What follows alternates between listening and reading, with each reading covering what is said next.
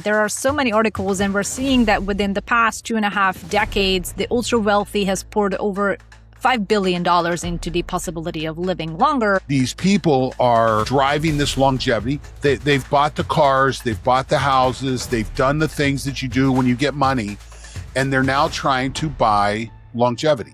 They're now trying to buy life. And I feel like it can feel a little bit far out of reach for the average person. And you don't have to have billions. You don't have to have access to billions to really have agency over your health and even slow down aging. Because a lot of the times, the most redundant and even like surprisingly ordinary and affordable things are that really move the needle the most.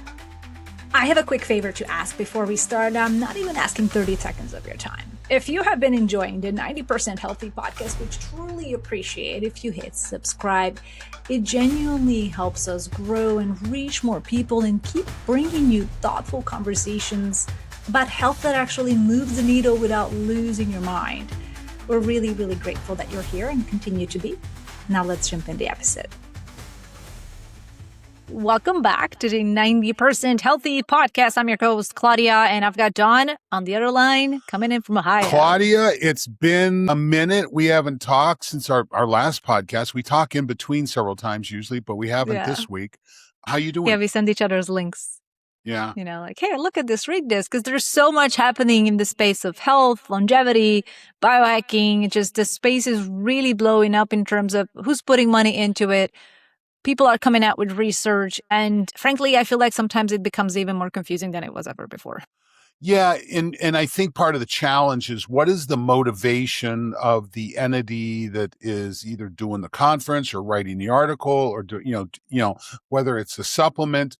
It's Klaudia, for me, it's been really interesting that I came into the biohacking space, from athletic performance, academics and athletic performance. We were solidly in this longevity space for 7-8 years. And then I've moved back out to the outside of it again. And it's been interesting to see the views from the inside and the outside. They talk about it's difficult to read the label from inside the jar and now I'm on the outside of the jar. So, I kind of jump in and out and you know what? While this longevity and biohacking space is very cool, it's very interesting, but the motivations of the operators, you've got to keep in mind. There's no two ways about it. Yeah, you got to trace the money where all of this is coming from. You always have to, which is a little bit what we wanted to cover today. There are so many articles, and we're seeing that within the past 2.5 decades, the ultra wealthy has poured over $5 billion into the possibility of living longer.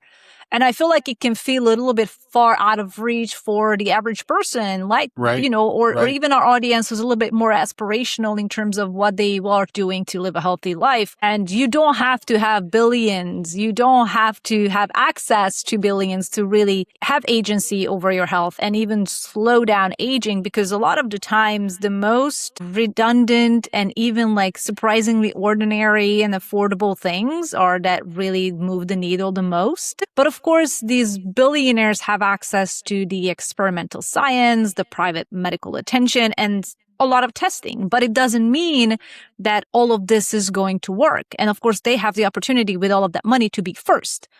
Right. But in the interim, all of us thriving and living individuals who are just going about their day, I'm not losing sleep over not having billions to do epigenetic reprogramming, because I can do the basics, will influence my epigenetic outcomes. And the more I pay attention to it, the more I have agency and control over how that outcome is gonna come to life. So I think I just want to go into some of these elements of like, there's a lot of money poured into it, but you really don't need the money to that extent. No, you don't. No, you don't. No, I don't think you do. I think we have to be really careful. And just to put things in perspective, I saw this in a post the other day and it blew my mind. And so I want you to stop and think about when we start talking about millions, billions, trillions, we're basically changing the first letter on a term, but I don't think it puts it in perspective. But I saw this the other day. If you have 1 million seconds, okay, 1 million seconds is 11.5 days. Okay.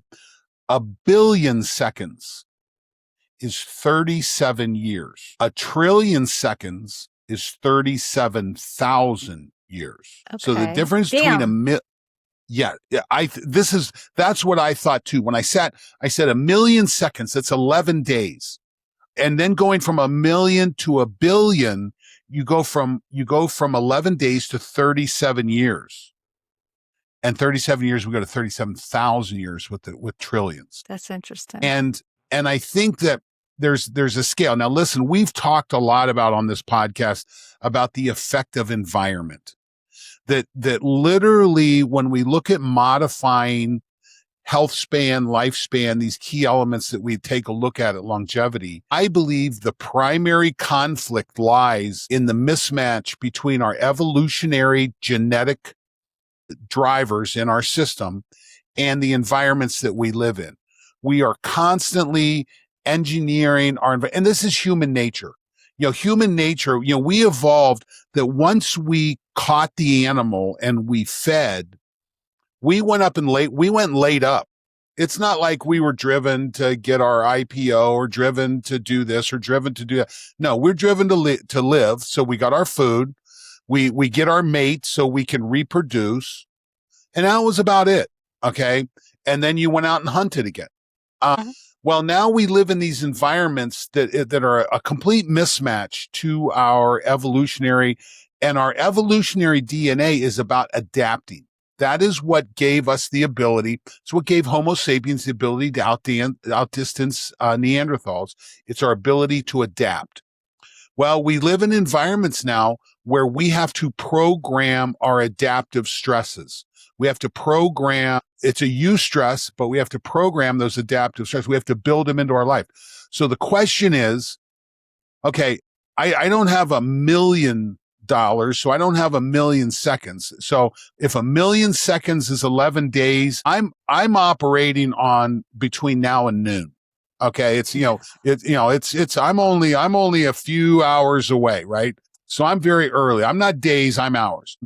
But this idea that we go from 1 million to 1 billion, we go from 11 days to 37 years.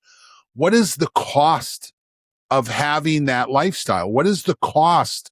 What do you build around yourselves? There are more people working in private security now than there are police officers on the street. Think about that number. Think about that number. There's more. So millionaires are so afraid of their environment that they employ their own security forces to the tune that there's more people than there are police officers on the street. Okay, what is the effect? What is the stress effect? If you listen, I leave my house at night and I'm afraid of nothing. I'm going out. I'm taking in the environment. I am looking at the stars. I don't have that fear.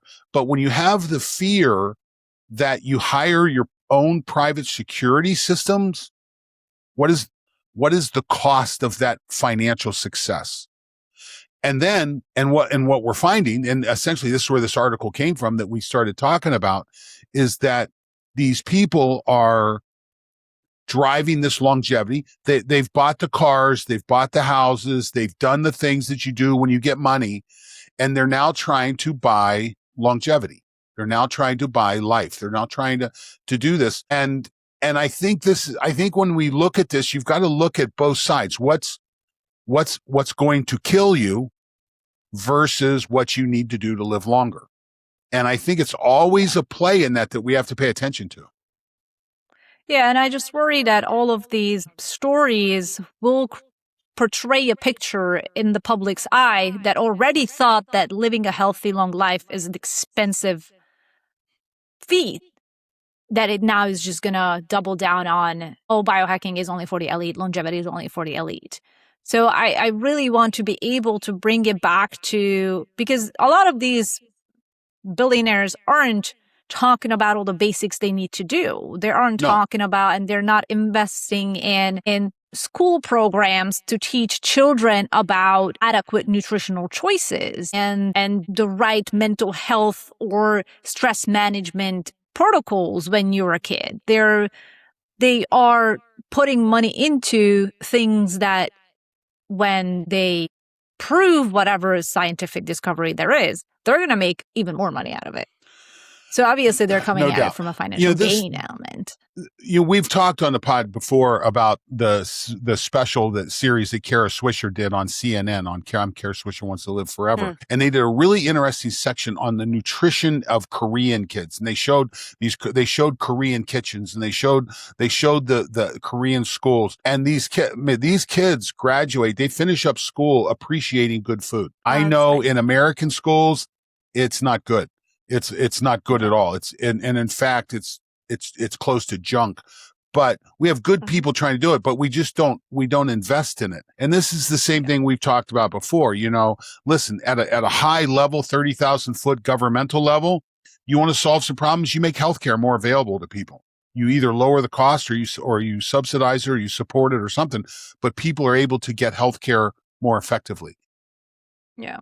And so there's definitely a mismatch right now. I don't think the billionaire solution, and I think the thing that really caught my eye on this particular article is someone we've talked about before, Brian Johnson.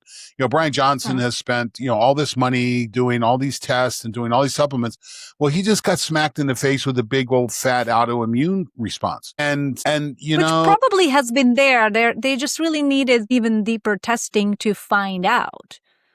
So, and or it's crazy did the environment cause it to listen, autoimmunity is expanding. Yeah. Why is it expanding? It's because our environments are becoming are more and more sterile. They're less and less adaptive. So we're going to see this come out of this. So again, I go back to, and we've talked about this before, if you want to figure out what it's going to take to live longer, you got to figure out what's going to kill you. Okay. Yeah. You've got to reverse engineer this, and the discussion, I don't see how it doesn't start there. Yeah. I mean, a lot of the things if you want to build a successful path to anything, whether it is to how much money you want to make in the gym you're opening, you want to kind of reverse engineer in terms of, this is how much I want to make. So in order to do that, this is how much I need to, how many employees I'm going to having. This is how much I'm paying them. This is how many members I'm going to need to make that, profit margin work. So that makes sense. And I think you mentioned before we hit record a couple of numbers around and a couple of, brackets and like what are the leading causes of death in certain age groups. So would you share that with our audience?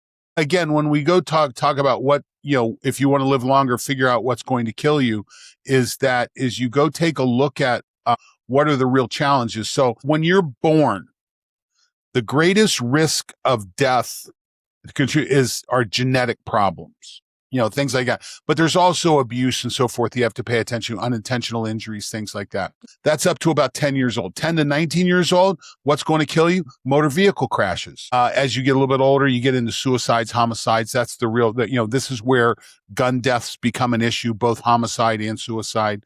As you get a little older, 20 to 29, we're leaving our first third. Let's figure the first third of life ends 21, 22 years old, maybe a little bit earlier for some, a little later for others, but let's put it right there. Well, all of a sudden we have to deal with opiate addictions, opiate overdoses, accidental poisonings, motor vehicle accidents. Again, and we talk about, you need to do what your mom told you, wear your helmet, wear your seatbelt, things like that, and you'll get through your 30s. Once we get through our 30s into our 40s, we now start to flirt with heart disease. Okay, that's where this starts to roll and starts to show its head.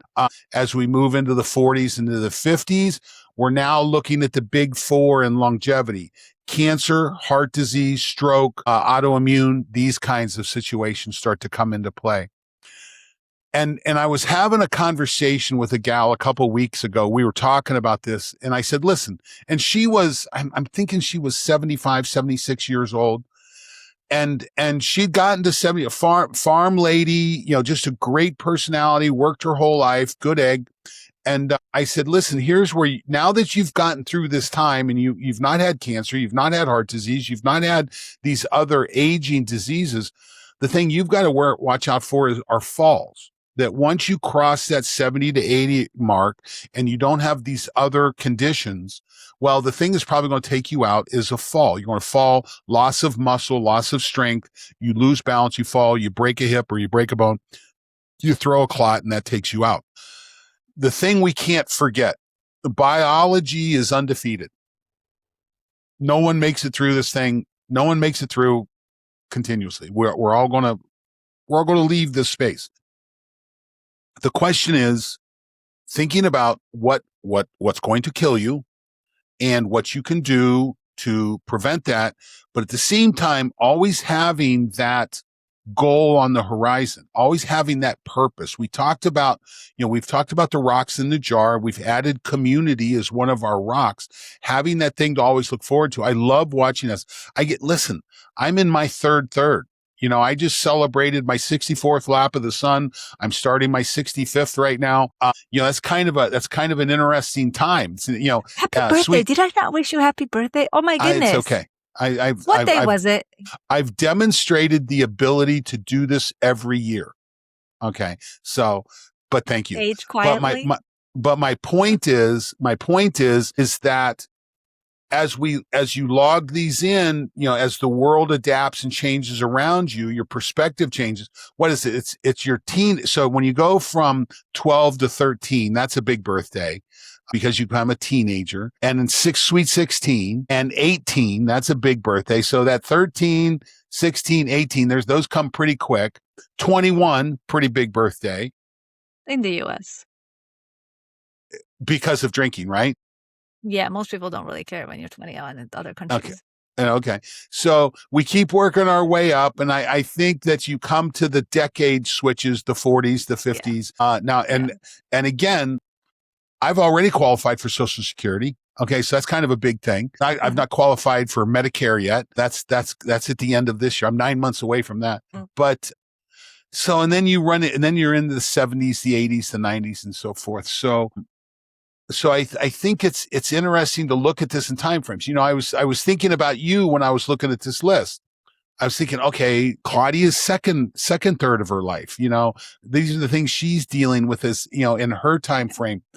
I've never been a substance abuser, so overuse has never really been a big issue for me. I probably have not driven as safely as I could have all the time. So I'm a little lucky to have made it through that. I had a motorcycle as a kid, and that was an experience. I got through that okay. But yeah, figuring out that what's going to take you out is part of the challenge. And we as non-millionaires have a different challenge than millionaires and billionaires do. And you know what? God, I can't imagine. Can you imagine going through life being afraid, with the fear that you keep a private security team around you? I'll tell you a funny story here. I have a friend, started off as a client, become a friend, former ATF, alcohol, tobacco, and firearm agent out in Las Vegas, an amazing background. We got together on the HRV thing. We got to be friends over time. And Terry, we were talking about firearms.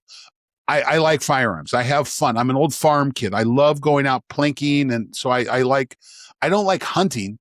I like firearms. I like shooting. My grandfather was a police officer. He was a shooting sports enthusiast. My family has been. My brothers are hunters.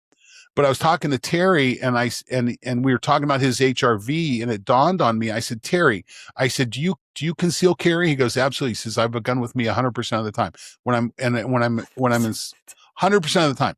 And when I sleep at night, it's on my nightstand. And I said, Terry, what are you afraid of? Yeah. And he started thinking about this, and we had this conversation, and that is a sympathetic driver. Oh, for sure. Period. And while I own firearms, I happen to live in a house that if something's going on, I hook it to my truck and I go somewhere else. So I can change my environment rather easily. Yeah. And I don't live in an inner city, or I don't live in a place where I don't have the ability to matriculate out of. But I think even if you do live there, you have to pay attention to what is the environment What is it pushing on you? What are you doing? What's coming? What's affecting you? And Klaudia, we've talked about it so much on this podcast. Stress, your ability to recognize it, your ability to deal with it is really one of the top drivers of illness. Yeah. We had a massive podcast about it for sure. Sure. Yeah. We've talked about this since we've started. Yep. Yeah, because it's really big. And I love that's one of my favorite episodes when we had JP Arico on about the theory of aging, of how much your nervous system is responsible for the root causes of aging. So it's just fascinating to me. But I love that you mentioned that, yes, some of the things in the jar. And I just want to help, and I could be beating a dead horse on this one, but a lot of the times people think of sleep and nutrition for affecting one thing.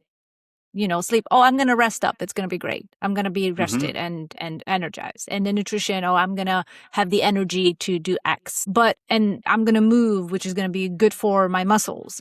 But all of these simple things are affecting multiple systems at once. Yes. So I think, and that's why they are so powerful, because we're not pulling one lever. We're addressing one thing, sleep, but then at the same time, it addresses everything from mental health to, cognitive power to blood sugar regulation. There's so much in those boring practices that I think we haven't given them enough credit. And I think that's why people abandon them so quickly, because they're so easy to do them wrong. And I'll just be a little bit more tired tomorrow because I didn't sleep enough. And I'm like, well, you're not just going to be more tired. You're going to be also a little bit more insulin resistant, and you're going to have a lot more brain fog and less cleared cognitive or brain toxins. So it's just so much more complex than any of one of us could explain, or at least comprehend, especially for most people. So I think it's important to beat that same drum that, yes, the stuff in the jar is there for a reason, and it impacts everything from head to toe, inside out.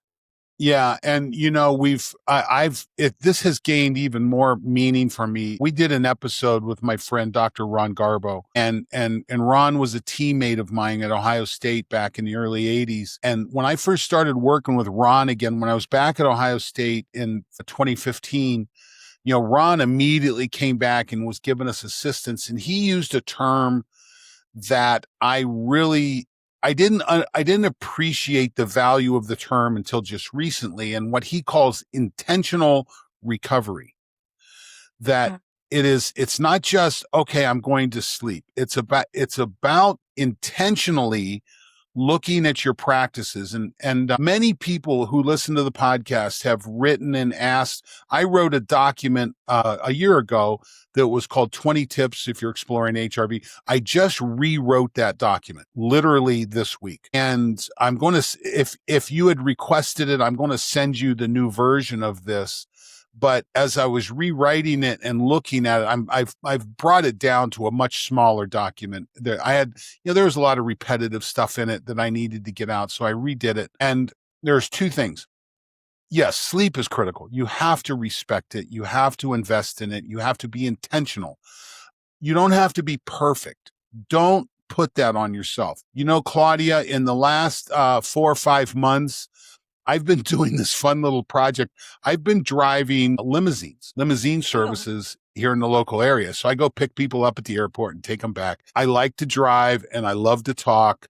And this has been a really fun, I've really enjoyed this. I've met new people. It's been really cool. I've built my community doing this. But with that said, I have some 4 o'clock and some 4:30 pickups. Okay. I don't know the last time you had to get up at 4 a.m. or be somewhere at 4 a.m. And I'll tell you what, and ironically is I'll go do the 4, I'll do the 4:30. Rarely do I have something bolted onto that. I'm usually back and in my bed by 6:30 or 7. And I catch my late sleep. So I catch a few more hours of sleep with that. Now, do my numbers take a hit? Absolutely. They get rocked. Okay. But I understand why they're getting rocked. And that's okay. If you have enough other nights bolted together intentionally, you can withstand that. You can take that on. It's not a problem. So that's intentionally recovering. Number one. So sleep is one. Number two, breath is your superpower. Okay. I was talking to someone last week. We were talking about, okay, what are all the things you can do? And does everything cost a ton? No, breathing doesn't cost anything. Okay. Yeah. You simply need a timer, 6 seconds in, or 5 seconds in, 5 seconds out. So 5 seconds in, 5 seconds out. That's been demonstrated to have the most powerful parasympathetic impact, raising the parasympathetic, which is what we want to do. And it's free and it's your superpower. It's right there for you. If you want to go down the rabbit hole of all the different versions, box breathing, things like that, you can go down that. Don't stress yourself out. If you just start, if you have an Apple Watch, it's got a timer on it. If you've got an Oura Ring, it's got a coach in it. If you want to go down that rabbit hole, there's really good tools that I love. I love Heart Math. I think they do a wonderful job. It's a great tool, but you don't have to go that way. You can do it just by breathing. Yeah, there's a lot of super simple free tools that people do, and we talk about those in the podcast all the time. Right. And on that note, since you mentioned perfection, I wanted to bring up an article that I think some of our listeners may have already seen. I mean, The Guardian just published it on Tuesday as of July 14th. And we both really liked the headline that says anti-aging is anti-life, why longevity culture is just ageism in a lab coat. Yeah, it's an interesting perspective of this. And, again, the thing that we really started to build this podcast on was that article talking about the billionaires and what they're spending on longevity and what it's going to do. I've sat in a lot of panel discussions talking about why are you in this business? Well, I'm not in this business to deliver immortality to the egos of Silicon Valley executives so they can feel good about what they do. That's not what I'm about. I'm more about Joe Bag of Donuts, who's out here working every day, who, that is servicing our economy with the sweat of their back and help. And I'm more interested in helping them live a great life than I am worrying about the billionaires. I'm appreciative of what the billionaires are showing us. You have to have that investment. We're kind of in our second Gilded Age. The first Gilded Age, we had the Carnegies and the Rockefellers and they started to do their investments, and we got some great libraries. We got some great universities, but they sucked a lot of capital out of the economy, the Biltmores and so forth. Yeah. We're kind of in the middle of another Gilded Age right now. We've got these people that are, again, where a million seconds is 11 hours. A trillionaire is 37,000 years. That's the difference in perspective. Okay. And no, it's not buying time. They'll never touch that.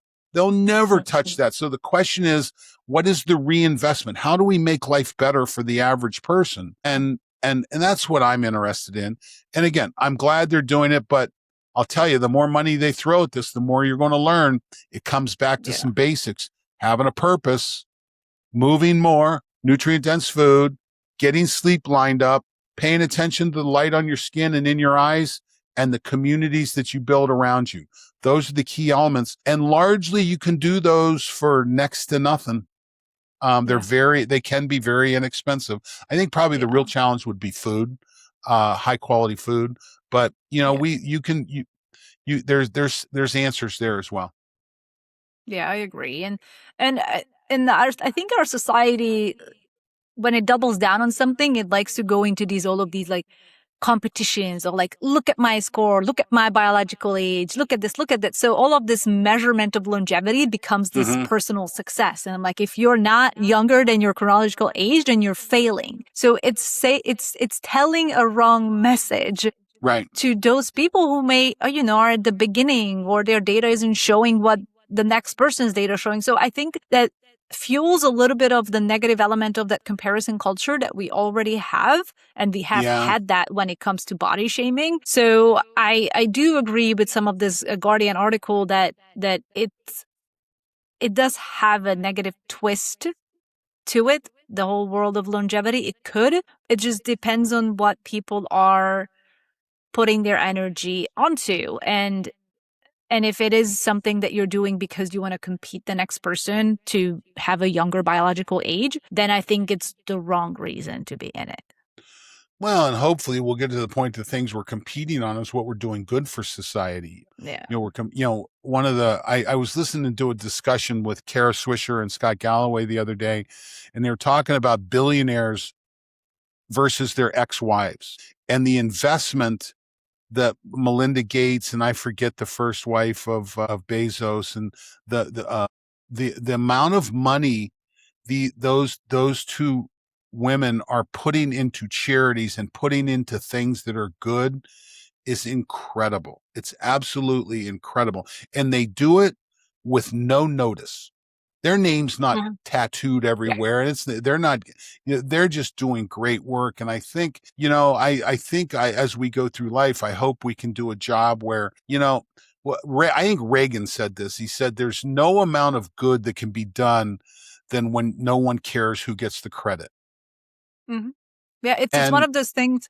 Yeah, go for it. I have something to say about it. Well, and I think this is one of the challenges that we have is that, the millionaires and the billionaires and the trillionaire, I guess I should say. But yeah, if you're not worried about who's going to get the credit, there's a lot of good that can be done. We're talking about the difference of 11 hours versus 37,000 years, the difference of that in money. There's capability. So, hopefully people can pay attention to this and invest appropriately. Yeah. On the note of getting credit, I think I read it in Tim Ferriss's 4-Hour Workweek, or I think it was in his book, where with this world of social media, people go to these exotic places, these Instagrammable places, so they can take a picture and post on Instagram. And I think the value, and it's crazy how people go there just for the reason to say, I've been there, to get the credit that they are doing the thing that's popular. And I feel like everybody who is doing something that they think they really want to do, if they can ask the question, would I do this if I couldn't post on social media about it? Or if I couldn't tell a soul? And if you wouldn't do it, then why are you doing it in the first place? Because then it just becomes a look at me, look at me, look at me. I'm doing this. Give me the credit, as opposed to maybe other types of reasons that are a little bit more reflective. Yeah, it's interesting to watch that culture and watch that business right now, because there was I'm on the record multiple times saying influencers remind me of Beanie Babies. When Beanie Babies came out back in the day, you got to get a Beanie Baby, save them, they'll become collectible, they'll be worth millions, yada, yada, yada. And now there are millions of basements with plastic tubs filled with Beanie Babies. And the only people that made money were Beanie Babies, the people who made them. That was it. Well, these performers that we see, these influencers that we see, they are quickly going into plastic tubs and heading for the basement. Yeah.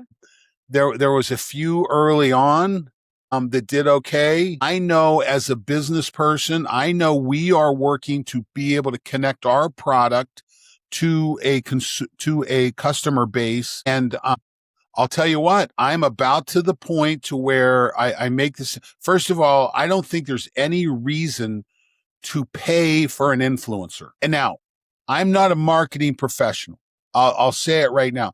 And I'm sure that if I have the money to invest in Kylie Jenner, I'll get an ROI. Okay. Yeah. But that's a whole nother world from what I do. Okay. Yeah. But I do know there's been a lot of people out there that have tried to follow this influencer business pathway that, short of monetizing an OnlyFans account, they've made nothing. Okay. And like I said, I think this is quickly turning into a plastic tub in the basement.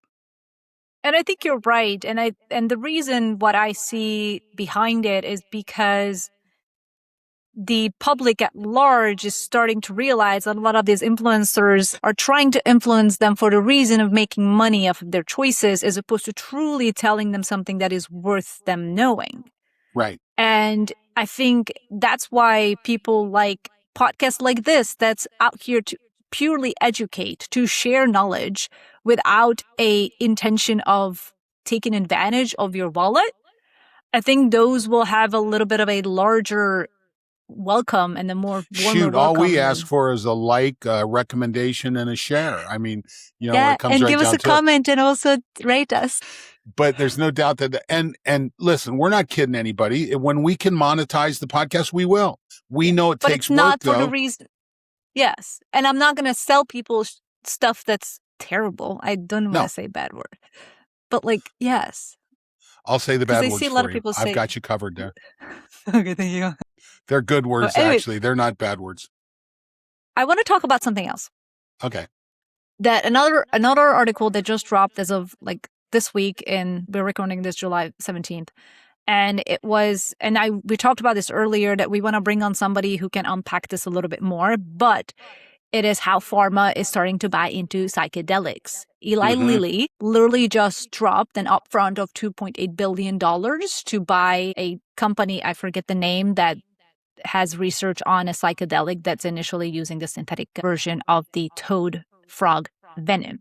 So, and this is probably the largest acquisition of a psychedelic related company of history. And it's just, I think it's signaling some things, how maybe Eli Lilly has made a ton of money on GLP-1s and now they're going to invest it into perhaps mental health. And there's an additional $1 billion that they may pay on top of the 2.8. It's coming. So it's so much Klaudia, money.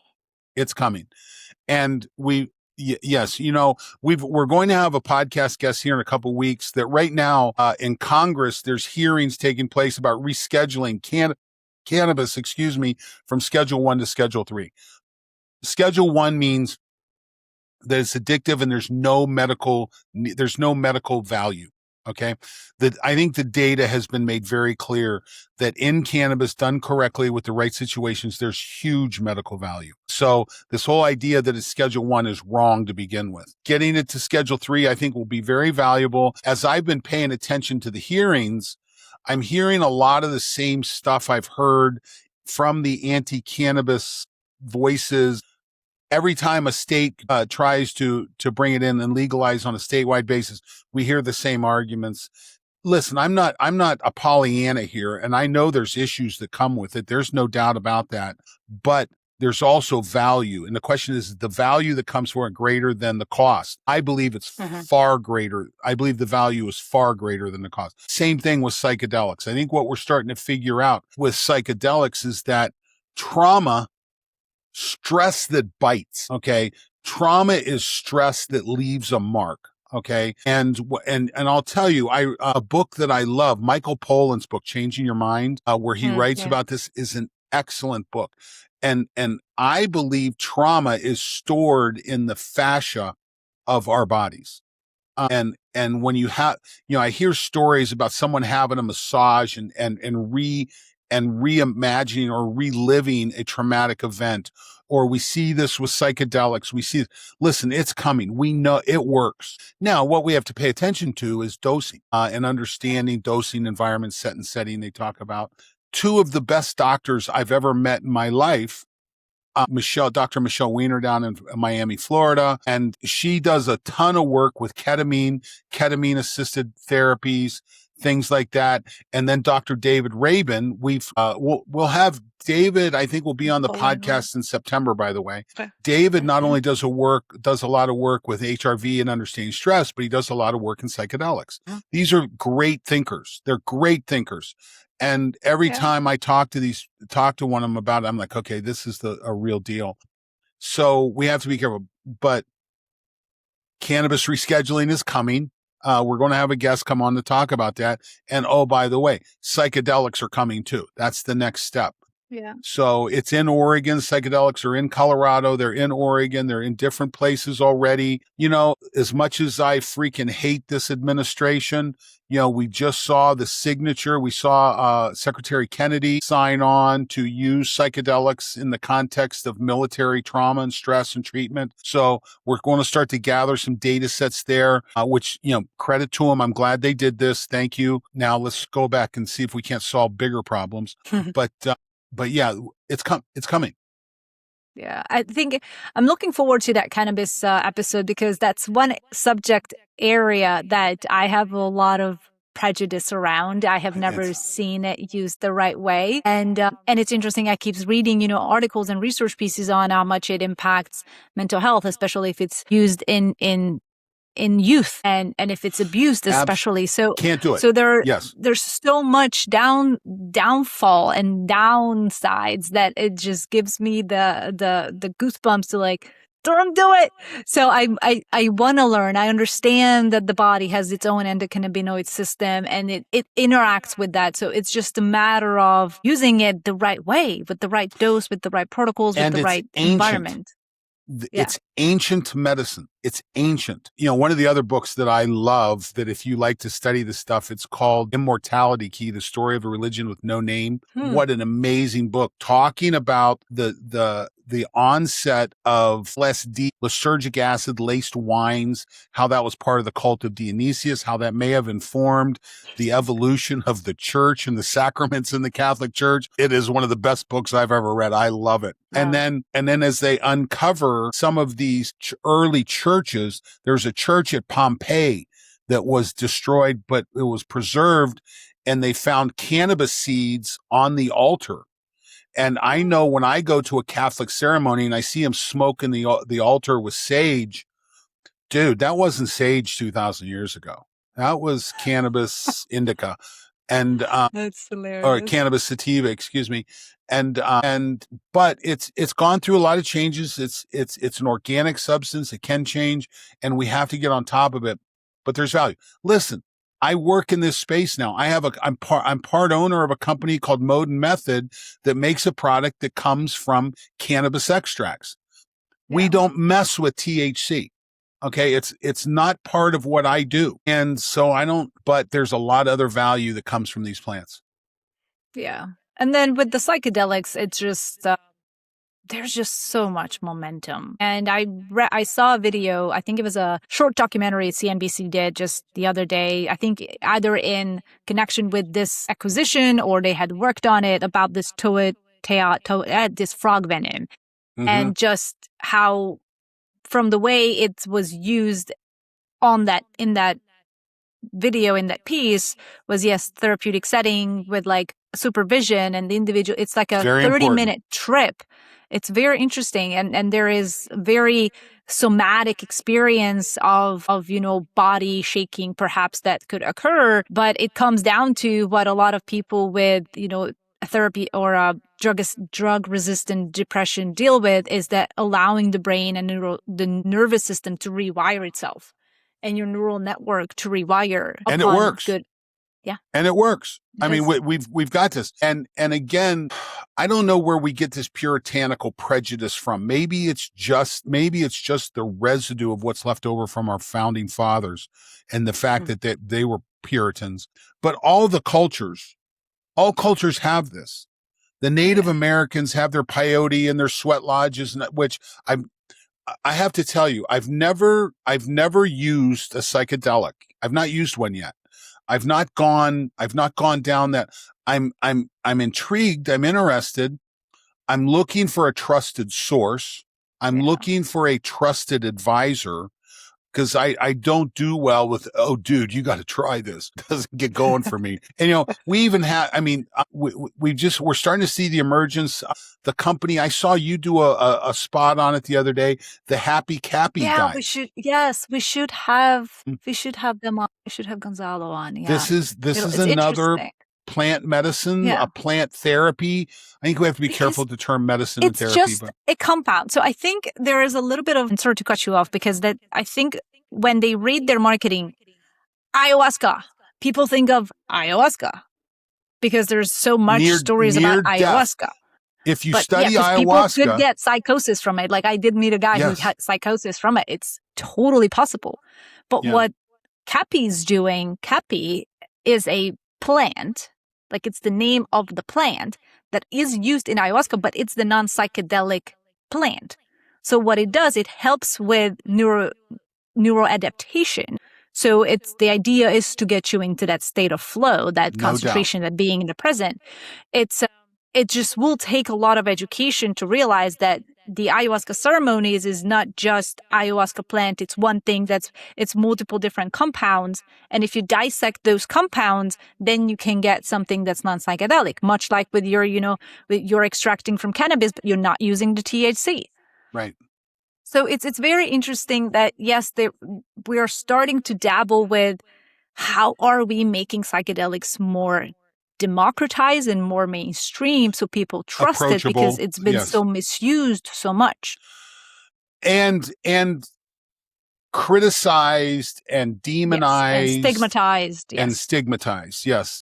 There's there's no doubt about that. So, we'll continue to look at this. Listen, I'm sitting here. I'll tell you what's going through the back of my mind is I'm back in Central Ohio right now, and I have not connected with my buddies that do the Native American sweat lodges. Those are fun. That's going to change. I'm sitting here saying to myself, I need to get back in there, because it is such an amazing experience. It has been such an amazing experience for me. And and it's a stress. It's a eustress. I'm telling you what, it kicks my ass. How long are you in there for? An hour. Yeah, because I think it's about an hour when I did it too. It's hot, and it's chanting, and it's hour, and it is something else. It's as spiritual as Sonic can get. It is spiritual. It's what's funny too is that I was listening to NPR the other day, and I just picked up a new book that I was listening to. I'm going to pull up the title of it here. The Awakening Brain, talking about spiritualism on the impact of the brain. Let me get my head around that, because I literally just started it. I listened to NPR. I think it was on The Hidden Brain this weekend, and just picked it up. But yeah, that's what is spiritual, but not religious. And I think that's the important part. I think spiritual is one thing. I think dogmatic bullshit is another. It's not a bad word. That's a real word. And being able to identify that is a big deal. So you got me all fired up right now, Klaudia. I'm getting ready to go get me some sweat lodge. Yeah, it is such a nice practice, and because it is so much hotter than my sauna. It's ridiculous. Oh yeah, and it's humid, so it's not dry. So that adds an additional element. It's humid, and it's community, and it's chanting, and it's just the best. Actually, I think there's something here in Naples that I've heard of that I should try out. Yeah, I think it's also a Temescal sweat lodge. Yeah. Oh, make sure someone knows what they're doing. There's a lot of people dying in these things. Really? So you got to, yes,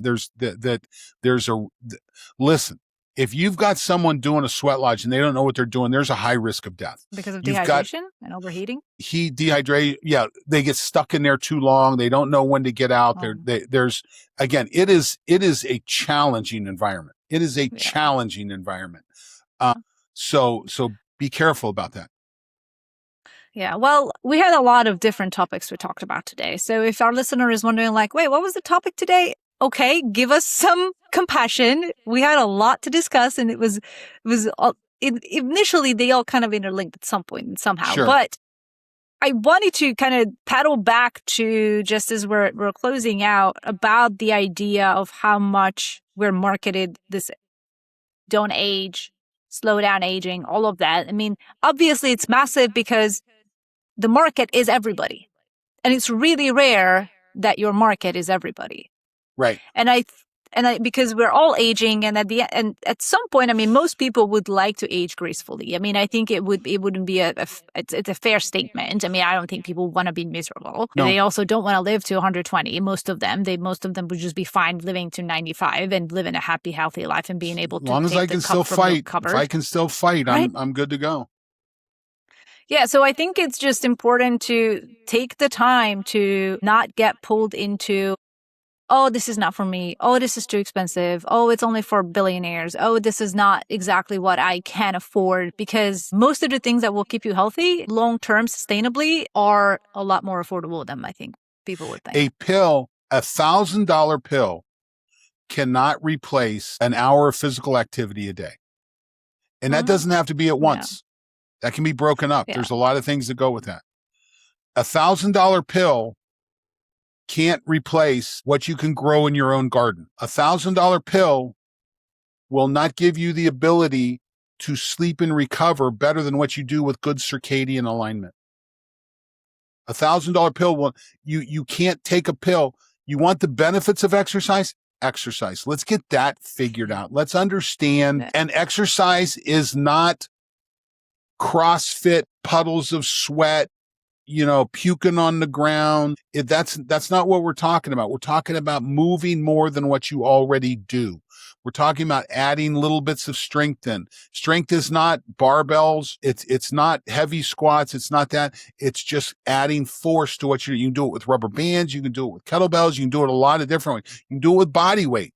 There's a lot of ways to do this that are very approachable. And I hope that that's who we're connecting with on the podcast and having the wherewithal to say, I'm going to build my community. We talked about this with Tommy Woods in the Tommy Woods episode and the importance of finding that next challenge. Well, that next challenge could be finding the next part of what's your next community. I'm having a lot of fun doing it with this limo job that I've got. 2 weekends or 3 weekends ago, I was working this concert and I met these two rock bands. Yeah. It was so cool. And ironically, the one group I met is called Sons of Legion. I'd never heard of them before. It's good rock and roll, good country rock and roll. One of the guys, so these guys show up in there and they get they're all set and there's a big dead time between when they arrive and when they play. Well, these guys pull these mats out of their bus and they go in and they start to roll jujitsu in the building there. And I'm thinking, how cool is this? And we just start talking. Well, I follow them on social media and then boom, they turn around and follow me. And it might have just been a little interaction, but it's community. It's building community. And I pay attention to what they're doing. I care about what they're doing. I think that's what community so much is. It's about caring. And that's a good place to be. And I think you bring up a good point where you constantly try to insert yourself into different situations. And I think it's a skill that more of us should practice. I read, I think it was on LinkedIn, somebody posted how him and his family, every year, they spend 1 month in a completely different city. Mm-hmm. And they embed themselves into that city life. That's pretty cool. And bring, with the kids and everybody so they can experience life in a different way. Because I think there's so much growth in consistently inserting yourself in different communities, different environments, and just seeing the adaptation that occurs, whether it's seeing new things, meeting new people, because of that variety. And even though it may not always be a pleasant experience and not always work out the way it would, but that also helps you become more resilient and adapt and learn how to handle stressful situations. And I think one of the biggest things that keep people really rigid is doing the same routine over and over again. Yeah. Well, that's what Tommy routine said. Routine is good, but gosh, you got to switch it up. You got to challenge. And by the way, that applies to every aspect of our life. Our muscles, our bones, our brains, our immune system, these apply to everything. So that change up is critical. And that's what we've learned. That's what we discuss here on 90% Healthy. And I hope our listeners are able to walk away with little things that can change every day.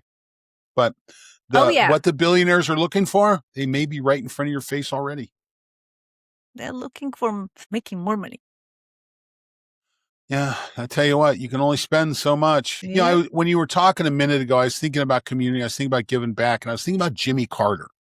Okay. Mm-hmm. Jimmy Carter, President of the United States, and probably one of the most underrated presidencies. He was only there for one term, but his post-presidency was amazing. The work that he did with Habitat for Humanity and the work they did with the Carter Institute, it was all about giving back. Well, Jimmy lived to almost 100 years old. Because he had purpose. He had purpose in service. That's exactly it. And maybe instead of looking for the pill of longevity, let's look for the practice of service, compassion, giving back, helping. Let's help our fellow humans and critters too have a better life. Yeah, you can start with commenting on this podcast. Yeah, start by commenting, sharing, and liking.